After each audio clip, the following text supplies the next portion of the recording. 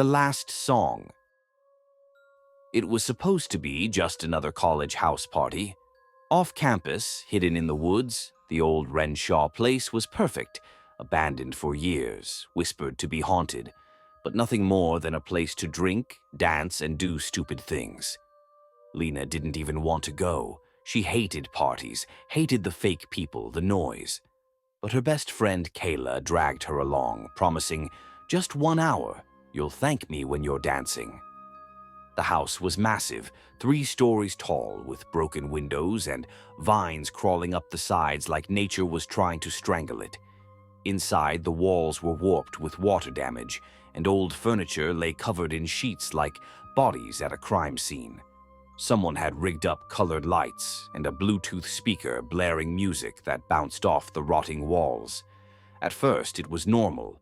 Beers, Jell-O shots, a dance circle forming in the living room under a flickering chandelier.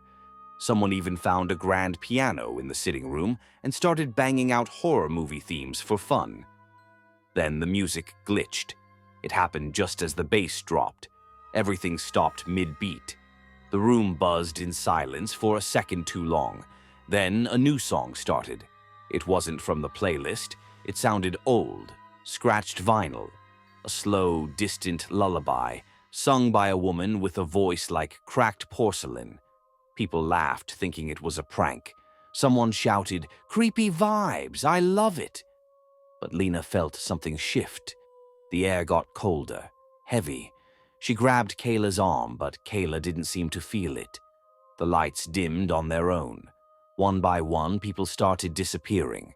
Not with screams, not with drama, just gone. You'd blink, and someone who was dancing next to you a second ago was no longer there. Lena noticed first. She counted. 20 people at the start, 15 now, then 10. And the song kept playing, louder. The woman's voice growing more distorted, like it was coming from underwater. It repeated the same line, "Dance with me until you die." Lena pulled Kayla toward the door, but it slammed shut. All the doors did. Even the windows had vanished, just smooth, unbroken walls. The music was inside the walls now, inside their heads.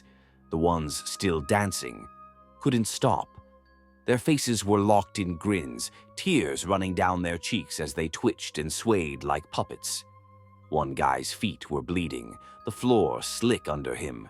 But he didn't stop. Kayla turned to Lena, eyes wide and terrified, whispering, "I can hear her. She's in my head. She wants us to stay. Forever." Lena ran. She ran upstairs, looking for anything. An attic window, a phone signal, anything. She kicked open a door and found a room lined with dozens of dusty record players, each spinning silently. One of them was playing the song. Lena smashed it. The music stopped. Silence. Just for a second. Then every record player turned on at once. The song came back, louder than ever, the voice shrieking now. "Dance with me until you die." She didn't remember falling. She didn't remember the others screaming.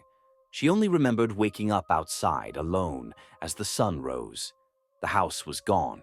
Not burned, not crumbled. Gone. No one ever found it again. No police reports, no missing persons, no music, no proof, except for Lena. And sometimes, late at night, she hears the lullaby again, soft, in the corner of her room, and she swears. Her feet move on their own. The house on Elmwood Lane. "I never should have gone to that party. It was Jamie's idea, of course. It's just an old house," he said. "But someone said it used to be a funeral home. That's kind of sick, right?"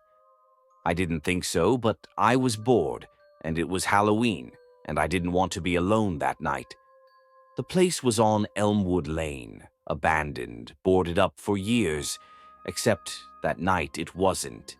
Someone had kicked in the front door, and music pulsed from inside like the heartbeat of something alive. There were maybe 30 people already there, all packed into dimly lit rooms with peeling wallpaper and yellowed ceiling tiles. No one seemed to question it. The first hour felt like any other party. People danced in what used to be the parlor, drank flat beer from red cups, and laughed like the walls weren't whispering. I kept catching cold drafts that felt like fingers running down my back, but I told myself it was just the broken windows. Then the basement door opened. No one saw who did it. One minute it was closed, the next it stood ajar. A few people dared each other to go down there. I stayed upstairs. I wish I'd kept Jamie there too, but he was always the let's see what happens type. So he went down with 3 others. They never came back up. I waited maybe 15 minutes before I followed, the music above me muffling as I crept into the basement. The air was different, damp, thick, like breathing through a wet rag. The stairs creaked so loud I was sure everyone upstairs could hear, but no one came. I called Jamie's name. No answer. The light switch didn't work, but my phone flashlight barely cut through the dark. The basement was massive, more like a maze than a room. There were old wooden partitions, stained sheets hanging from the ceiling like makeshift walls. I kept walking, and then I heard it. Whispers. Not voices. Whispers. All around me, like the basement itself was breathing secrets into my ears. One of the sheets moved. I thought it was Jamie. I called out again. The sheet fell, but it wasn't Jamie behind it. It was something else. I only saw it for a second, but that was enough. It didn't have a face, just skin stretched over where one should be. It was wearing someone's clothes, someone from the party. Its head twitched like it didn't know how to hold it up, and it ran at me. I don't remember screaming, but I must have. I ran so hard I nearly tripped going up the stairs.